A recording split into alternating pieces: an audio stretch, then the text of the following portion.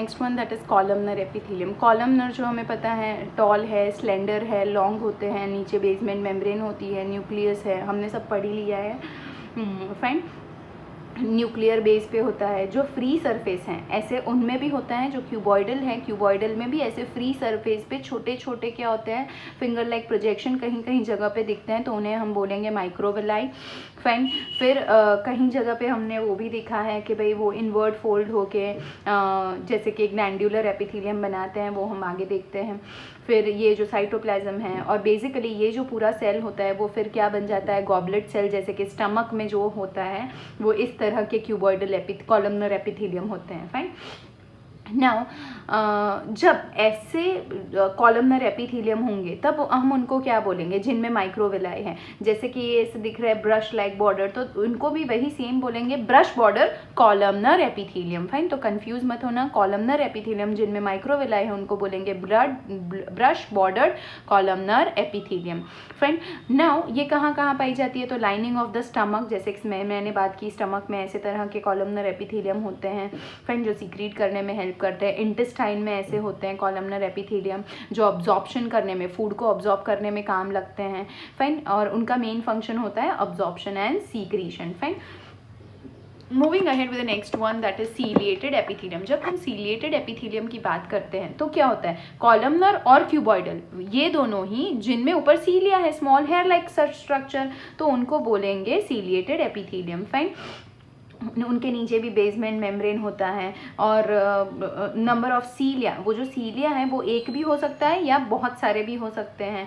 Fine, और वो जो सीलिया है वो रिदमिक मूवमेंट परफॉर्म करता है, जैसे कि आगे पीछे। फाइन, जिनकी वजह से क्या होता है कि ट्रांसपोर्ट इजी हो जाता है। तो उनका मेन फंक्शन क्या होता है, टू मूव वेरियस पार्टिकल्स, और म्यूकस, जो म्यूकस सेल में से सीक्रेट होता है और पार्टिकल्स उनको आगे पीछे ले जाने का काम होता है सीलिएटेड एपिथेलियम का। फाइन, तो एपिथेलियम दो तरह के होते हैं, सीलिएटेड क्यूबॉइडल, सीलिएटेड कॉलमनर, वो हमने आगे पढ़े ही थे। फाइन, बेसिकली सीलिएटेड क्यूबॉइडल जो होते हैं वो स्मॉलर ब्रोंकियोल्स में होते हैं। फाइन, तो आपको ये सारी चीज़ें याद रखनी पड़ेगी, कहाँ कहाँ पे कौन से हैं। If you want you can also make chart and remember this, because this is something important and something which you will forget. अब जैसे कि हम बात करें सीलिएटेड क्यूबॉइडल, मतलब में क्यूब जैसे हैं और सीलिया वाले हैं। फाइन, तो हमको पता है कि भाई जब हम बात कर रहे थे क्यूबॉइडल एपिथेलियम की, फाइन, अब ये कहाँ पे प्रेजेंट होते हैं, तो ब्रोंकियोल्स में प्रेजेंट होते हैं। तो ब्रोंकियोल्स में क्यों प्रेजेंट होंगे सीलिया वाले, क्योंकि ब्रोंकियोल्स का क्या, जैसे कि ट्रैकिया है, फिर उधर से वो ब्रोंकस है, फिर ब्रोंकस में से बन रही है ब्रोंकियोल्स। तो ब्रोंकियोल्स को क्या पास करना है, एयर, तो एयर को पास करने के लिए उसको सीलिया चाहिए। फाइन, तभी वो आगे मूवमेंट कर पाएंगे। फाइन, तो वही है। और इधर की जो जगह होती है ब्रोंकियोल्स की वो छोटी होती है, तो लंबे लंबे सेल्स उधर क्या करेंगे, इसकी वजह से छोटे सेल, तो कौन से, क्यूबॉइडल सेल, और जिन पे हेयर होते हैं, तो ब्रोंकियोल्स में मिलेंगे सीलिएटेड क्यूबॉइडल। वैसे ही हम सीलिएटेड कॉलमनर की बात करें, जो लंबे लंबे सेल्स हैं उनके ऊपर भी हेयर लाइक स्ट्रक्चर है, तो वे भी ऐसी जगह पे पास होंगे जहाँ कुछ चीज़ें को आगे पास ऑन करने का काम है। तो जैसे कि अपनी रेस्पिरेटरी ट्रैक समझ लो। फाइन, जैसे कि माउथ है, फिर अपनी ट्रैकिया है, उधर जो ट्रैकिया है, माउथ है, वो पैसेज जो है उनमें सीलिएटेड कॉलमनर होंगे। फिर अपनी फैलोपियन ट्यूब में जहाँ से एग बार रिलीज होके बाहर आते हैं, तो उस जगह पे जगह होती है, अच्छी खासी स्पेस होती है, तो लंबे सेल्स, सीलिया वाले सेल्स वही हैं जो आपको याद करने में मदद करेंगे। फाइन, नाउ फंक्शन देखें तो ciliated columnar epithelium, ciliated columnar is responsible for the passage of ovum. वैसे ही रेस्पिरेटरी ट्रैक में क्या होते हैं, तो in the respiratory tract it helps in expelling the mucus and particles trapped in it. तो जो इनकी सीलिएटेड कॉलमनर की बात करें तो वहाँ पे ट्रैकिया में भी क्या होता है कि भाई जो म्यूकस होता है, जैसे कि फेरिंग्स है, ट्रैकिया है, उनमें कौन से सेल्स होते हैं, तो ये वाले कॉलमनर वाले सेल्स हैं, लंबे हैं, बिकॉज उधर जगह होती है, जिन जिन जगह पे स्पेस है वहाँ ये लंबे सेल्स हैं, जहाँ स्पेस नहीं है जैसे कि ब्रोंक्यूल्स में तो ये छोटे वाले सेल्स हैं। फाइन, तो ये ट्रैकिया में ये सेल्स क्या करेंगी, तो ट्रैकिया में ये ट्रैकिया है, फेरिंग्स है, उधर कुछ भी एयर है तो उनमें कोई पार्टिकल्स हैं तो उनको ट्रैप कर लेगी। या फिर म्यूकस जो होता है, it helps in expelling the mucus and particles which are trapped in the respiratory tract. जो म्यूकस जमा हो जाता है, पार्टिकल्स जमा होता है, उनको एक्सपेल निकालने का काम करते हैं। फिर अब ये जो चीज़ है जो हमने नहीं पढ़ी है, सूडो स्ट्रेटिफाइड। सूडो का मतलब क्या होता है, false. Fine, pseudo means false and stratified मतलब में बहुत लेयर, बहुत सारे लेयर्स का होता है। फाइन, फॉल्स लेयर्स, हम तो क्या पढ़ रहे हैं, सिंपल, तो सिंपल मतलब में टीचर एक ही टाइप के सेल्स होते हैं, बट इधर है सूडो स्ट्रेटिफाइड मतलब में फॉल्स स्ट्रेटिफिकेशन। हमें ऐसे दिखता है कि वो फॉल्स होते हैं एक ही लेयर, पर हमें दिखता है बहुत सारे लेयर्स के बने हुए हैं। No, though that is pseudo stratified. Pseudo stratified epithelium वो ऐसा एपिथेलियम है, ओनली सिंगल लेयर है। Fine, has it cell nuclei position, ऐसे न्यूक्लियस उसका पोजीशन होता है कि वो हमें क्या देता है कि भाई ये तो मल्टी लेयर है। जैसे कि आप देख सकते हो ये सारे सिंगल लेयर ही है, ये सेल, ये सेल, ये सेल, एक ही लेयर ऑफ सेल्स है, बट उनका न्यूक्लियस ऐसे प्लेस्ड होता है जिनसे हमें लगता है कि ये तो बहुत सारे लेयर्स ऑफ लेयर्स हैं, तो इनकी वजह से इनको बोला जाता है सूडो स्ट्रेटिफाइड एपिथेलियम। सेल्स जो होते हैं वो कॉलमनर होते हैं, अनइक्वल सेल्स हैं जैसे कि आप देख सकते हैं। फाइन, देन जो शॉर्ट सेल्स हैं वो एनवायरनमेंट तक मतलब एक्सटर्नल तक रीच नहीं कर सकते, जो लंबे हैं वही रीच कर सकते हैं, छोटे जो होते हैं उनके अंदर एम्बेडेड रह जाते हैं। फाइन, उनका जो न्यूक्लियाई होता है वो छोटा होता है, राउंड होता है। फिर उनके अंदर म्यूकस सीक्रेटिंग गॉबलेट सेल्स भी दिखाई देते हैं। तो ये बेसिकली इनका डायग्राम है जिनके ऊपर से आप सारी कैरेक्टरिस्टिक्स लिख सकते हैं, याद रख सकते हैं। फाइन, न्यूक्लियाई जो है अलग अलग लेवल पे हैं, किसी का बीच में, किसी का नीचे। फाइन, तो ऐसे उनका nucleus it is placed in different levels. Location देखें तो non ciliated columnar epithelium tissue fine is found in urethra. This is pseudo stratified. ऐसे सूडो स्ट्रेटिफाइड है मतलब ऐसे लगते हैं कि भाई फॉल्सली स्ट्रेटिफाइड है। नॉन सीलिएटेड ये कॉलमनर है, ऑब्वियसली इसका मतलब हुआ ये लंबे हैं, कॉलमनर है। नॉन सीलिएटेड है, लंबे हैं मतलब में कॉलमनर, उनके ऊपर सीलिया नहीं है मतलब में दैट इज नॉन सीलिएटेड, तो नाम बन गया नॉन सीलिएटेड कॉलमनर एपिथेलियम। और आगे सूडो स्ट्रेटिफाइड क्यों नाम लगाया गया है, बिकॉज ऐसा दिखता है कि बहुत सारे लेयर हैं। सो ये पूरा नाम क्यों है समझ में आया, pseudo stratified non ciliated columnar epithelium. ये जो है वो कहाँ फाइंड होते हैं, in the urethra fine of the human male, urethra में दिखते हैं ह्यूमन मेल के। And in large ducts of certain gland such as parotid salivary gland. Yes, जो सलाइवरी ग्लैंड होती है वो 3 तरह में डिवाइडेड होती है, अपनी बॉडी अपने माउथ में 3 जगहों पे होती हैं। तो उनमें से एक होता है पैरोटिड सलाइवरी ग्लैंड। तो उन सलाइवरी ग्लैंड में क्या होता है, जो डक्ट्स होती है उनमें भी ये होते हैं, तो ये आपको याद रखना है बेसिकली। फाइन, और जो pseudo stratified ciliated columnar epithelium है वो ट्रैकिया में भी, लार्ज ब्रोंकाई जो होती हैं उनमें भी दिखाई दे सकते हैं। So basically this is important that you need to remember. Now basically when we talk about the glandular epithelium, glandular epithelium की जब बात करते हैं, एपिथेलियम के कुछ ऐसे सेल्स होते हैं जो सीक्रीशन के लिए डेवलप हो जाते हैं, तो उनको हम क्या बोलेंगे, ग्लैंडुलर। उनमें glandular epithelium are either columnar or either cuboidal, वो कॉलमनर में से भी बन सकते हैं, क्यूबॉइडल में से भी बन सकते हैं। हमने आगे की बात पढ़ ही ली है कि वो जो ग्लैंड होते हैं may be made up of a cell, एक सिंगल सेल से भी ग्लैंड बनता है, वेरी इंपॉर्टेंट, एक पूरे टिश्यू से भी ग्लैंड बनता है, पूरा ऑर्गन भी ग्लैंड हो सकता है। फाइन, एक सिंगल सेल भी ग्लैंड हो सकता है, एक टिश्यू भी ग्लैंड हो सकता है, एक ऑर्गन भी ग्लैंड हो सकता है। पूरा का पूरा ऑर्गन सीक्रीशन का ही काम कर रहा है, तो पूरा ऑर्गन को बोलेंगे ग्लैंड। एक पर्टिकुलर सेल जैसे कि ये सेल काम कर रहा है तो उनको भी बोलेंगे gland. Fine, this is something to remember. Unicellular है, मल्टी सेल नंबर, सेल के नंबर के बेसिस पे वो 2 तरह के होते हैं, जो हमने आगे पढ़े हैं, यूनिसेल्यूलर, मल्टीसेल्यूलर। जैसे कि ये है यूनिसेल्यूलर और बहुत सारे सेल इन्वॉल्व हो जाए तो वो है मल्टीसेल्यूलर।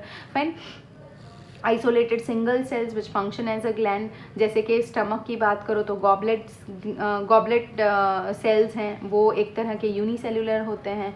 फाइन, ये जो ग्लैंडुलर सेल्स होते हैं वो म्यूकस सीक्रेट करते हैं। फाइन, म्यूकस मतलब में जो चिपचिपा सब्सटेंस होता है, जो प्रोटीन का बना होता है, विस्कस होता है, स्लाइमी होता है, स्टिकी होता है, तो वो ऐसे सीक्रेट करते हैं। So they are also called as mucous cells और म्यूकोसाइट। ऐसे सेल्स में से जिनमें से म्यूकस निकल रहा है, जैसे कि गॉबलेट सेल जो कि यूनिसेल्युलर भी हैं, तो उनको हम बोलेंगे म्यूकस सेल। क्या बोलेंगे? Mucus cell. मल्टी सेल्युलर की ग्लैंड की बात करो तो बहुत सारे सेल इन्वर्ट हो जाते हैं और फिर वो ग्लैंड बनते हैं, और उनमें a multi cellular gland consist of a duct and a secretory part. उनमें डक्ट होता है और सीक्रेटरी पार्ट होता है, जैसे कि हमने आगे पढ़ा था, उनमें से निकलने वाली डक्ट होती है। फाइन, जो सारी ये भी है एपिथेलियल टिश्यू, जो डक्ट होगा वो भी एपिथेलियल टिश्यू होगा। जैसे कि सलाइवरी ग्लैंड की बात करो, स्वेट ग्लैंड की बात करो, गैस्ट्रिक ग्लैंड की बात करो। जो स्टमक में, ये समझ लेना, स्टमक में जो म्यूकस सीक्रेट कर रहा है वो यूनिसेल्युलर ग्लैंड है ऐसे, और जो स्टमक में गैस्ट्रिक जूस सीक्रेट कर रहा है वो मल्टी सेल्युलर है। तो this is a confusing question कि स्टमक में कौन से ग्लैंड होते हैं, यूनिसेल्युलर के मल्टी सेल्युलर? तो बोथ, दोनों देखने को, जो म्यूकस सीक्रेट कर रहा है वो यूनिसेल्युलर, और जो गैस्ट्रिक जूस सीक्रेट कर रहा है वो multi cellular. Fine, moving ahead with the next type of glands. तो एक्सोक्राइन, एंडोक्राइन जो हमने क्लासिफिकेशन किए थे ऑन द बेसिस ऑफ कहाँ वो सीक्रेशन करते हैं। तो एक्सोक्राइन मतलब में दे हैव डक्ट्स, उनके पास डक्ट होती हैं। फाइन, तो डक्ट में से वो सीक्रेशन करते हैं और फिर वो क्या करते हैं, वो पर्टिकुलर जिन पे उन्हें एक्ट करना होता है वहाँ जाते हैं पाइप के थ्रू। तो ये जो है अपना सीक्रेशन है किसी बॉडी सरफेस पे या फिर जैसे कि एलिमेंट्री ट्रैक में वो करेंगे, रेस्पिरेटरी ट्रैक में वो अपना सीक्रेशन पोर करते हैं। Fine, the secretion is passed out either by ducts और पोर डायरेक्टली ओवर द सबस्ट्रेट। मतलब में वो डक्ट्स में पास होता है या तो फिर जिन पे उनको एक्ट करना होता है उन पे ही डायरेक्टली वो लोग काम करते हैं। फाइन, और एक्सोक्राइन ग्लैंड क्या क्या सीक्रेट करता है? Mucus, saliva, ear wax, oil, milk, digestive enzymes, other cell product, ये सारे के सारे जो सीक्रेट होते हैं, जहाँ से सीक्रेट होते हैं उन सब के पास डक्ट होता है। डक्ट होता है या तो फिर वो क्या करते हैं, मतलब में जो ग्लैंड है, समझ लो जो ग्लैंड है उनके पास ऐसे डक लाइक स्ट्रक्चर होता है जिनसे वो पोर करेंगे, या तो फिर वो ऐसी जगह पे प्रेजेंट होते हैं जहाँ वो डायरेक्टली ही उनके सबस्ट्रेट पे एक्ट करना शुरू कर देते हैं। फाइन, सलाइवरी ग्लैंड है, गैस्ट्रिक ग्लैंड है, इंटेस्टिनल ग्लैंड है, गैस्ट्रिक स्टमक में, इंटेस्टिनल इंटेस्टाइन में, oil gland on our surface, mammary gland which is present in the breast, tear gland in our eyes, all of this are exocrine. याद रखना, this is very important. Endocrine की बात करें, जिनके पास duct नहीं होती, इसीलिए वो अपना जो भी सीक्रेशन होता है वो कहाँ फेंकेंगे, तो they can just pass it on to either the blood or the lymph. आजू बाजू में जो फ्लूइड होगा वो उधर ही डाल सकते हैं। फाइन, तो ब्लड और लिम्फ में डाल सकते हैं। और ये जो एक्सोक्राइन ग्लैंड होते हैं वो क्या रिलीज करते हैं, तो हार्मोन रिलीज करते हैं। अब ये जो ब्लड और लिम्फ है उस हार्मोन को उनके टारगेट साइट तक ले जाते हैं, जैसे कि थायराइड ग्लैंड है, पिट्यूटरी ग्लैंड है, एड्रिनल ग्लैंड है, हाइपोथैलेमस है, टेस्टीज हैं, ओवरीज हैं। Fine, all of these are glands which secrete their production, which secrete their hormones into the blood and or the lymph, and that takes it to the other places where they have to act. Yes, moving ahead with the compound epithelium. जब compound epithelium की बात करेंगे, more than one type of cell. Fine, only the cells of the deepest layer, जो सबसे नीचे का layer होता है deepest, वही बेसमेंट मेम्ब्रेन पे अटैच्ड होता है, बाकी एक के एक ऊपर होते हैं. Fine, being multi-layered, compound epithelium have little और role in secretion. बहुत सारे हैं तो secretion करना बहुत मुश्किल हो जाएगा. Secretion और absorption का काम ये बहुत कम करते हैं, but they provide protection to the underlying tissue against mechanical, chemical, thermal और ऑस्मोटिक स्ट्रेसेस. मैकेनिकल कुछ उस पर हैवी बर्डन आ जाए अपनी बॉडी पे, तो ये जो कंपाउंड एपिथेलियम है वो उनको प्रोटेक्शन करने का काम करते हैं. केमिकल, कोई केमिकल वगैरह आ जाए तो बहुत सारे लेयर्स हैं तो ये सारे लेयर्स को वो केमिकल डैमेज ना कर पाए. Thermal, that is heat. Osmotic मतलब में जो ऑस्मोटिक ग्रेडियंट्स डेवलप होते हैं बिकॉज ऑफ द आयंस. तो इन सारी चीज़ों को कंट्रोल करना किनका काम है? सिंपल लेयर ऑफ सेल्स तो नहीं कर पाएंगे, तो कौन करता है? Compound epithelium. फाइन. वो दो तरह के होते हैं, that is stratified and transitional, जो हमने ये नहीं पढ़े हैं। So stratified epithelium and transitional epithelium. जब हम स्ट्रेटिफाइड और इनकी बात करेंगे, stratified epithelium has many layers.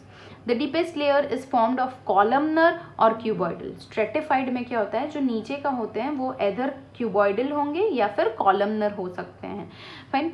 But the morphology of the superficial layers varies in different kinds of stratified. Morphology of the superficial layer मतलब में जब हम सुपरफिशियल लेयर की जब बात करते हैं तो वो क्या होता है कि भाई उनकी जो मॉर्फोलॉजी है वो अलग अलग दिख सकती है, हमें ऊपर से वो अलग अलग तरह के दिख सकते हैं, fine. Yes, varies in different kinds of stratified epithelium. If stratified cuboidal epithelium, अगर वो स्ट्रेटिफाइड है मतलब में बहुत सारे लेयर के हैं और क्यूबॉइडल हैं, समझ लो the superficial cells are cuboidal, तो ऊपर से हमें क्यूबॉइडल दिखेंगे, fine. It lines the inner surface of the larger salivary and pancreatic ducts. अब ये कहाँ देखने को मिलेंगे, दैट इज सलाइवरी ग्लैंड में और पैंक्रियाटिक डक्ट में, तो ये याद रखना जरूरी है। स्ट्रेटिफाइड मतलब में यस जिनके पास वो एक टाइप का कंपाउंड है, मतलब में बहुत सारे लेयर्स होते हैं, उनकी जो ऊपर की जो है सरफेस वो अलग अलग दिखती हैं, जैसे कि सारे क्यूबॉइडल होंगे तो क्यूबॉइडल स्ट्रेटिफाइड दिखेंगे, फाइन। और कहाँ देखे जाते हैं, सलाइवरी ग्लैंड, पैंक्रियाटिक डक्ट। हम अब देखेंगे कि कंपाउंड का एक टाइप है स्ट्रेटिफाइड। स्ट्रेटिफाइड के अब दो टाइप है, स्ट्रेटिफाइड नॉन कैरेटनाइज्ड स्क्वेमोज एंड स्ट्रेटिफाइड कैरेटनाइज्ड स्क्वेमोज। तो इनका मतलब हम समझ लेते हैं। स्ट्रेटिफाइड नॉन कैरेटनाइज्ड स्क्वेमोज स्ट्रेटिफाइड है मतलब में बहुत सारे लेयर्स हैं, फाइन। देन नॉन कैरेटनाइज्ड ऐसे लेयर्स हैं जिनमें कैरेटीन नहीं है। स्क्वेमोस है मतलब में वो जो सारे लेयर्स ऑफ सेल्स हैं पतले पतले फ्लैट सेल्स होंगे। स्ट्रेटिफाइड नॉन कैरेटनाइज्ड स्क्वेमोस एपिथेलियम वो मॉइस्ट सरफेस को कवर करेंगे, कैरेटीन नहीं है, इसलिए ऑब्वियसली वो जो भीनी जगह होती है, वेट जगह होती है, उनको कवर करेंगे। बकल कैविटी है, फेरिंग्स है, एसोफेगस है। दूसरे होते हैं स्ट्रेटिफाइड कैरेटनाइज्ड, जो आपको पढ़ना है, स्ट्रेटिफाइड कैरेटनाइज्ड स्क्वेमोस एपिथेलियम, वो dry surface of the skin पे दिखेंगे। तो ये जो है वो क्या है, तो कंपाउंड है। कंपाउंड में क्या है, तो स्ट्रेटिफाइड है। स्ट्रेटिफाइड में क्या है, तो स्ट्रेटिफाइड कैरेटनाइज्ड देन स्क्वेमोस एपिथेलियम, मतलब ये ड्राई है, स्ट्रेटिफाइड है, कैरेटनाइज्ड है, क्योंकि ये अपनी ड्राई सरफेस को कवर करता है, fine. They have superficial layers of scales and horny scale like remains of dead squamous cells. ये जो सारे होते हैं उनमें डेड स्क्वेमोस सेल्स होते हैं, fine. That is all that is important for you, fine. Now moving ahead with the transitional epithelium. It is जब हम transitional epithelium वो बहुत thin होते हैं and more stretchable than the stratified, वो thin होते हैं और कैसे होते हैं, stretchable होते हैं। It has a single layer of cuboidal cells, उनके पास single layer है cuboidal cell का। At the base मतलब में नीचे cuboidal cell होते हैं जिनका single layer होता है, ये thick होते हैं, ये thin होते हैं, और इनसे ज़्यादा ये more stretchable होते हैं। उनके भी नीचे single layer of cuboidal cells होंगे, 2 to 3 middle layers of large polygonal shape, बीच में नीचे क्यूबॉइडल, बीच में पॉलीगोनल शेप एंड और पॉलीगोनल या तो फिर पेयर शेप के बीच में सेल्स होते हैं। और सुपरफिशियल जो लेयर होता है वो काफ़ी ब्रॉड होता है, रेक्टेंगुलर ओवल शेप के सेल्स हो सकते हैं। इट लाइंस कहाँ देखने को मिलते हैं, तो यूरिनरी ब्लैडर और यूरेटर्स, यूरिनरी ब्लैडर और कहाँ पे, यूरेटर्स में, फाइन। जो ब्लैडर होता है और ब्लैडर में से जो यूरेटर्स, फाइन। सो जो यूरिनरी अपना ब्लैडर होता है उसके लाइनिंग में ये ट्रांजिशनल एपिथेलियम हमें दिखते हैं, और इवन जो यूरेटर्स उसको कनेक्ट करती हैं उसमें भी ये ट्रांजिशनल एपिथेलियम हमें देखने को मिलते हैं, फाइन। इट अलाउज कंसिडरेबल, हाँ हमने आगे पढ़ा कि वो बहुत ज़्यादा इलास्टिक होते हैं जिसकी वजह से ये प्रेजेंट होने पे वो स्ट्रेच हो सकता है। तो यूरिन को अकोमोडेट करने के लिए वो स्ट्रेचिंग जो चाहिए ब्लैडर की वो इनकी वजह से मिलती है, fine. And so basically you have understood about the transitional epithelium and about the stratified epithelium. Now the next thing that remains is the cell junctions. तो हमने already बात कर ली थी different junctions की, tight junctions जिनको zonula occludens भी बोला जाता है, occludens, fine, zonula occludens, tight junction को zonula occludens भी हम बोलते हैं, this is to be remembered. ये क्या करता है, टाइट, बहुत टाइट होता है, जो हमने पढ़ा है, लीकिंग से बचाता है, fine. apical parts of the adjacent epithelial cells become tightly packed together or are even fused to form the tight junctions. मतलब में ये जो cells होते हैं इतने tightly packed होते हैं. और apical part, plasma membranes in the apical part, मतलब में जो cells होते हैं उनका जो plasma membrane होता है जो top पे होता है. फाइन. तो टॉप रीजन पे क्या होता है, the membranes, the plasma membrane, जो लास्ट बाउंड्री होती है plasma membrane, the cell membrane. Fine. ये जो लास्ट बाउंड्री होती है plasma membrane of the adjacent epithelial cell, बाजू बाजू के जो प्लाज्मा मेम्ब्रेन होते हैं वो इतने टाइटली कनेक्टेड होते हैं और ये टाइट जंक्शन बनाते हैं. देन दूसरे टाइप जो हमने पढ़ा था वो था गैप जंक्शन, और एक था that is we studied I suppose about the intermediate junction. Fine. So basically the next one is that is interdigitations. Interdigitations का मतलब क्या है? These are interfitting finger like projection of the cell membranes of the adjacent cell. This increases the surface area of surface contact between the adjacent cells and helps in adhesion. जैसे कि मैं draw करके दिखाती हूँ. जैसे कि ये एक सेल है और यस ऐसे वही साइड के जो सेल होंगे उनमें भी फिंगर लाइक प्रोजेक्शंस बनते हैं जिनसे क्या होता है, इन दोनों का कनेक्शन होता है. तो ये जो फिंगर लाइक प्रोजेक्शन की वजह से जो जंक्शन बनता है उनको हम बोलेंगे इंटरडिजिटेशन. डिजिट्स मतलब है फिंगर्स समझ लो, और इंटर मतलब में ऐसे, तो इंटरडिजिटेशन. फाइन. जो अडहेशन में अटैचमेंट में काम करेगा. इंटरसेल्यूलर ब्रिजेस, ये दूसरा जंक्शन है. वो माइन्यूट प्रोजेक्शंस जैसा होता है that arises from the adjacent cell membranes. They make contact with one another. Intercellular bridges जैसे कि प्रोजेक्शंस, बहुत ऐसे प्रोजेक्शंस निकलते हैं सेल में से और जिनकी वजह से वो क्या होते हैं, वो प्रोजेक्शन एक दूसरे से कनेक्टेड होते हैं और ब्रिज लाइक स्ट्रक्चर बनाते हैं. फाइन. तो इंटरसेल्यूलर क्या बोलेंगे, ब्रिजेस. तो इन ऐसे अटैचमेंट को बोलेंगे इंटरसेल्यूलर ब्रिजेस. गैप जंक्शन हमने पढ़ लिया है. विथ ईच अदर जो साइटोप्लाज्म से कनेक्टेड होता है एडजॉइनिंग सेल से, जिनसे आयंस मॉलिक्यूल्स वगैरह बहुत जल्दी जल्दी पास होता है. सो गैप होती है जिनसे कनेक्शन बनता है, तो उनको बोलेंगे गैप जंक्शंस. फाइन. जिनसे साइटोप्लाज्म कनेक्टेड होता है. ब्रिजेस जैसे की बात करो तो ऐसे बहुत छोटे छोटे फिंगर लाइक प्रोजेक्शंस निकलेंगे और वो फिंगर लाइक प्रोजेक्शन एक दूसरे से कनेक्टेड होंगे. फाइन.